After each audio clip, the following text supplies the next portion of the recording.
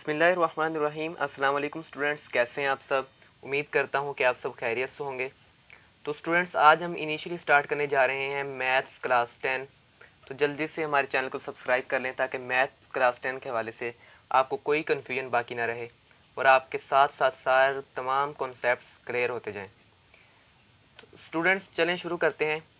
सबसे पहले हमारे पास यूनिट 1 वो है हमारे पास क्वाड्रेटिक इक्वेशन। क्वाड्रेटिक इक्वेशन क्या होती है स्टूडेंट्स? क्वाड्रेटिक इक्वेशन उससे कहते हैं जिस इक्वेशन की डिग्री 2 हो। इसको हम सेकंड डिग्री इक्वेशन भी कहते हैं। यानी आपको मैं इधर राइट करके दिखाता हूँ। इसकी फॉर्म ऐसे होती है ax² plus bx plus c is equals to 0। तो स्टूडेंट देखें, इसकी जो है हाईएस्ट पावर वो 2 है। यानी डिग्री उसे कहते हैं किसी इक्वेशन की वेरिएबल की हाईएस्ट पावर। वेरिएबल की हाईएस्ट पावर देखनी है। ये कांस्टेंट है, इसके ऊपर पावर जितनी मर्जी हो, 4 हो 5 हो, उसके साथ हमारा कोई कंसर्न नहीं है। हमने सिर्फ वेरिएबल की हाईएस्ट पावर देखनी है, वो उस इक्वेशन की डिग्री होगी। इस क्वाड्रेटिक इक्वेशन को क्वाड्रेटिक को 2 भी कहते हैं, इसलिए क्वाड्रेटिक इक्वेशन में हाईएस्ट पावर जो 2 होती है और इसे सेकंड डिग्री इक्वेशन भी कहते हैं। इसको हम राइट कैसे कर सकते हैं? An equation which have degree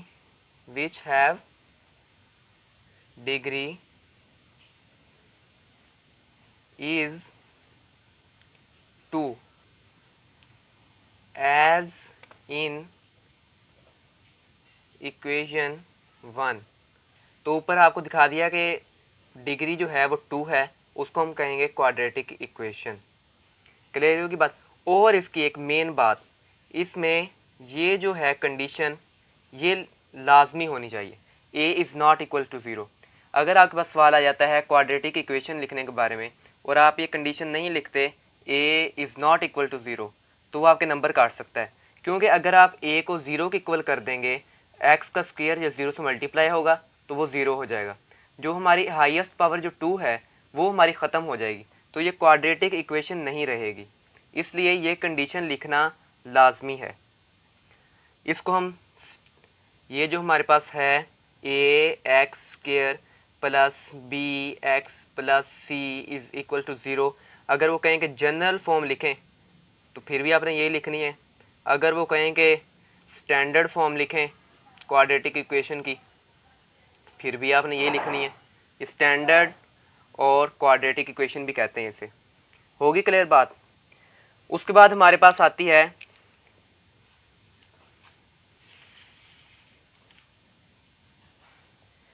linear equation. Linear equation क्या होती है? जिसमें डिग्री क्या हो? 1 हो। क्वाड्रेटिक इक्वेशन में डिग्री 2 हो, लीनियर इक्वेशन में डिग्री 1 हो, यानी वेरिएबल की हाईएस्ट पावर 1 हो। इधर हम लिख देते हैं एन इक्वेशन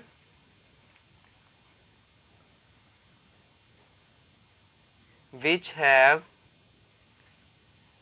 डिग्री इज 1। उसकी डिग्री जो हो 1 हो, उसे हम लिखेंगे लीनियर इक्वेशन। उसकी फॉर्म होगी that is bx plus c is equals to 0। इसकी हमने ऊपर कंडीशन हमने लिखी थी क्वाड्रेटिक इक्वेशन की a is not equal to 0। इधर हम लिखेंगे a is equal to 0 in general form of quadratic equation. General form of quadratic equation में a को 0 के इक्वल करेंगे तो हमारे पास लीनियर इक्वेशन बन जाएगी। ठीक है। और इसकी मेन कंडीशन एक b is not equal to 0। अगर हमारे पास b कैंसिल हो गया 0 की वजह से, तो फिर हमारी ये लीनियर इक्वेशन नहीं रहेगी। तो उम्मीद है कि आपको लीनियर इक्वेशन के बारे में भी कॉन्सेप्ट क्लियर हो गए होंगे। इसके हम एक एग्जाम्पल भी लिख लेते हैं। एग्जाम्पल में हम लिख लेते हैं 3x plus 2 is equals to 0। अब हमने लिखा कि b इज़ नॉट इक्वल 0, हमने b को 0 के इक्वल नहीं लिखा। और अब ये कंडीशन है a इज इक्वल टू 0, ये भी हम देख लेते हैं। अगर standard form of quadratic equation में हम 0 पुट करते हैं, 0x² plus 3x plus 2 is equal to 0, ये हमारे पास हो जाएगा 0 plus 3x plus 2 is equals to 0। तो ये हमारे पास बन जाएगी लीनियर इक्वेशन, ज़ीरो को ए को 0 को पुट करने पे। होगी क्लियर बात? अच्छा, आगे हमारे पास है जी प्योर क्वाड्रेटिक इक्वेशन क्या होती है।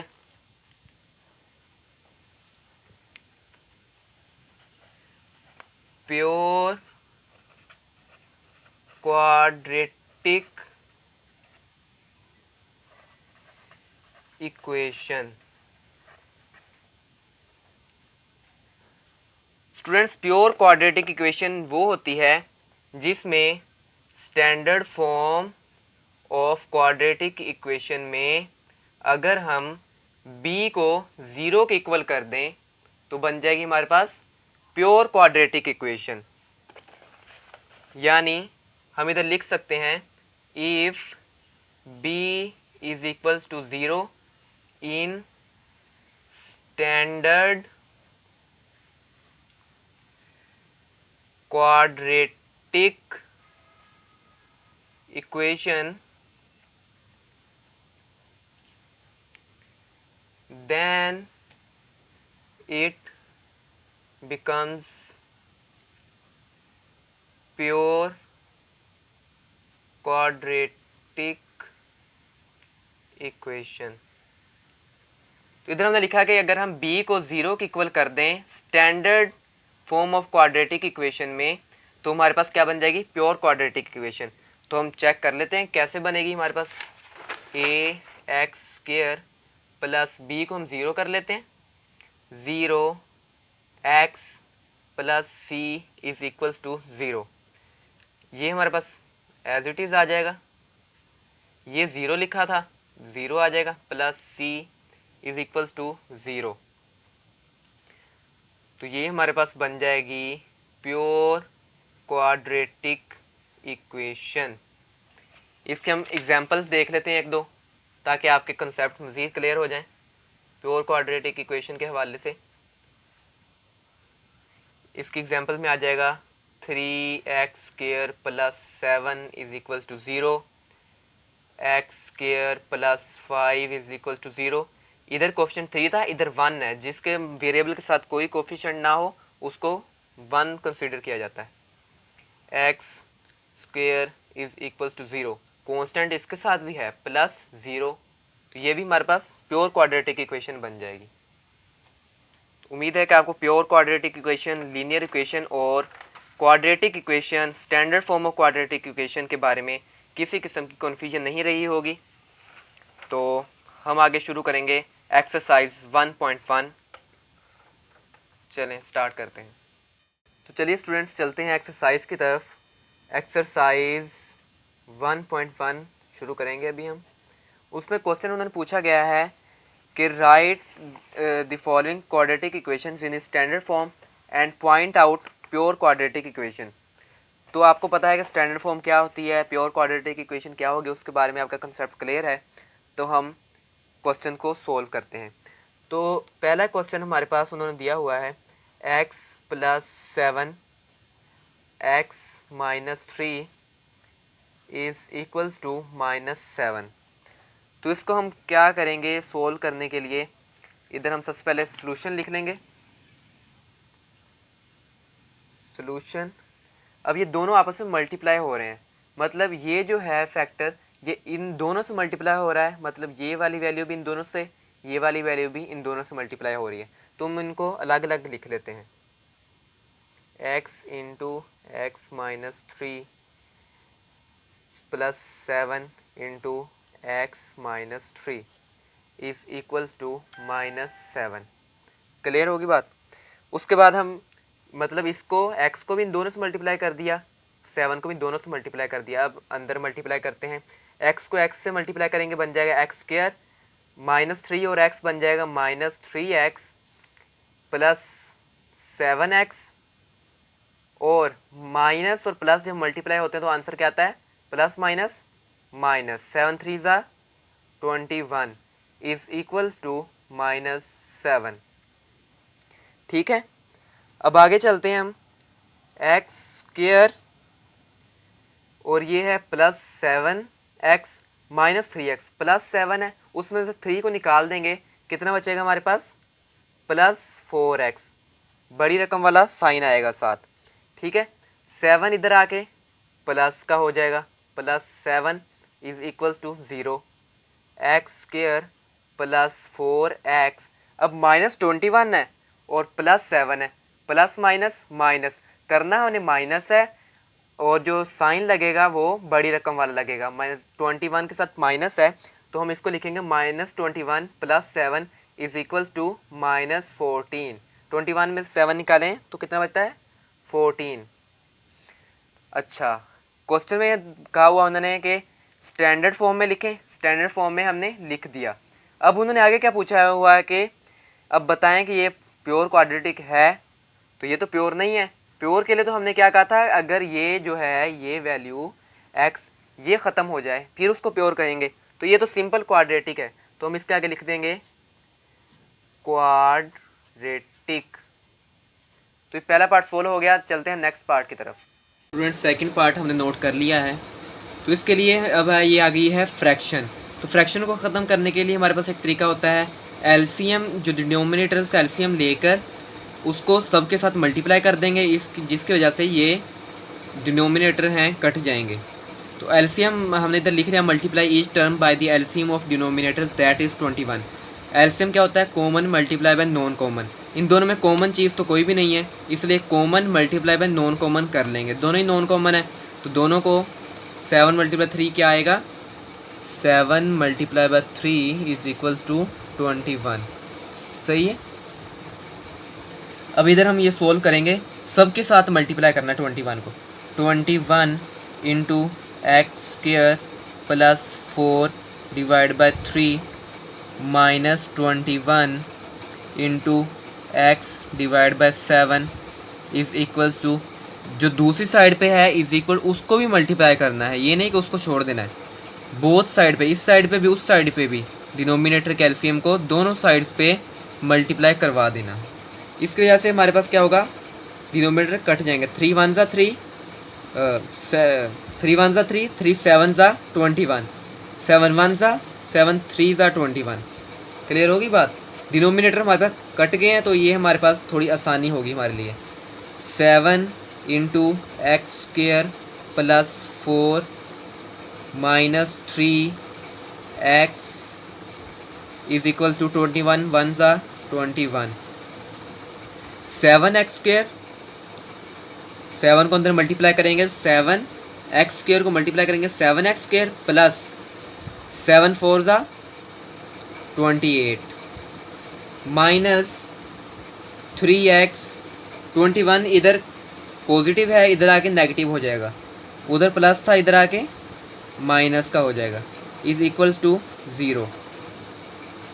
7x स्क्वायर क्वाड्रेटिक फॉर्म में लाने के लिए हम एक्स स्क्वायर -3x और फिर 28 -21, बड़ी रकम है पॉजिटिव, छोटी रकम है नेगेटिव, मतलब 28 में से 21 को निकालना है, तुम्हारे पास क्या बचेगा, प्लस माइनस माइनस करना है, साइन कौन सा लगाना है, बड़ी रकम वाला, +7 इज इक्वल टू 0।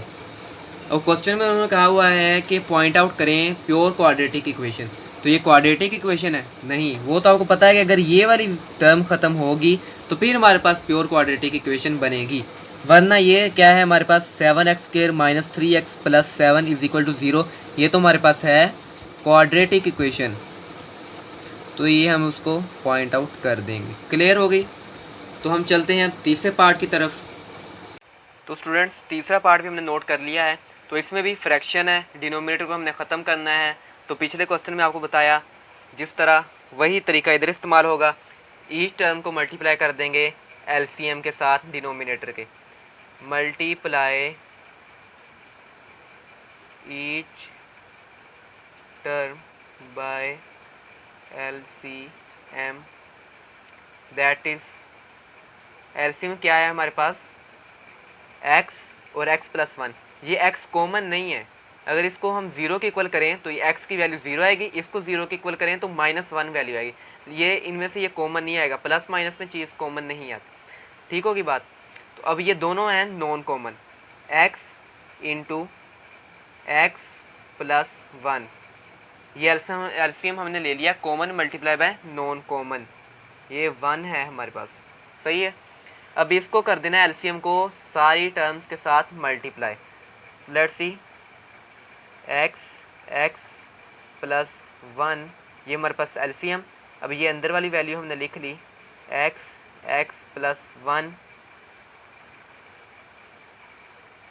प्लस, अब ये फिर एलसीएम लिखेंगे क्योंकि सब के साथ मल्टीप्लाई करना है, किसी एक के साथ नहीं करना, क्योंकि सबका डिनोमिनेटर ख़त्म करना है, पहले बता चुके हैं आपको।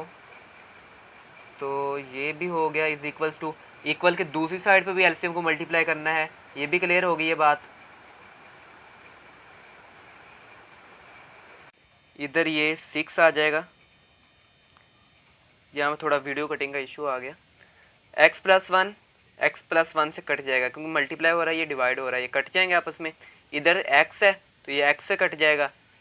इधर हमारे पास क्या बच गया, x इंटू, ये कट गए, ये इधर बच गया x plus 1 into x plus 1, clear, is equals to, अब 6 को पहले x से मल्टीप्लाई करें फिर अंदर कर लेंगे, 6x इंटू एक्स प्लस 1। तो स्टूडेंट्स अब हम क्या करेंगे, x से मल्टीप्लाई हो रहा है, ये बन जाएगा x square plus x plus 1, ये भी x प्लस 1 है, तो ये मल्टीप्लाई हो रहे हैं तो इनका क्या आ जाएगा, होल का square, clear, is equals to 6x square, 6x को x से मल्टीप्लाई करेंगे क्या बन जाएगा, 6x square plus 6x।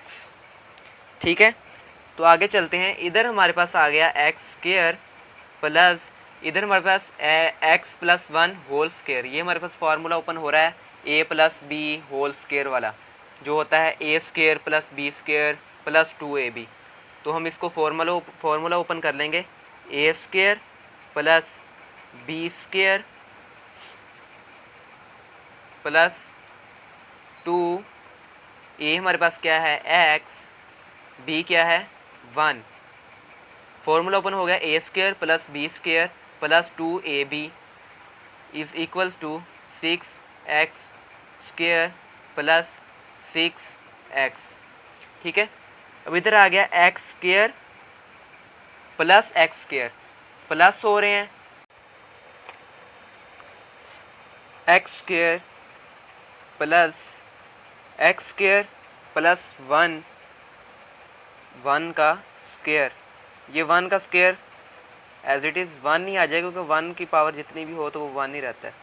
2 multiply 1 2, 2 1 सा 2 और x 2x plus 2x is equals to 6x square plus 6x। अब ये हो रहा है x square plus x square, इन दोनों का जो है कोफिशिएंट वो है 1 1, तो 1 1 जब ऐड होंगे बन जाएगा 2x square plus 2x plus 1, सही है, is equals to 6x square plus 6x।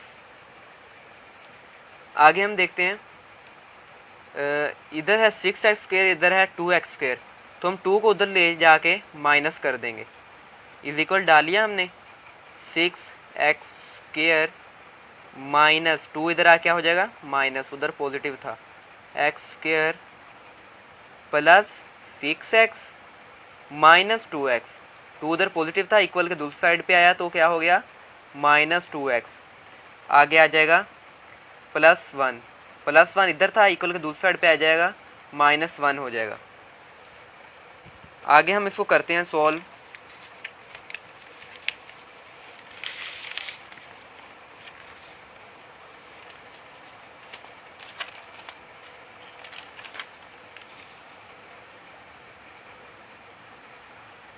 Is equals, इधर क्या बच गया हमारे पास 0, सारी चीज़ उधर चली गई।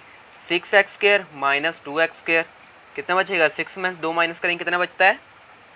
4x² plus 6 minus 2 plus 6x minus 2x, तो इसका आंसर हमारे पास आएगा 6 माइनस 2, ये भी आएगा हमारे पास प्लस 4x।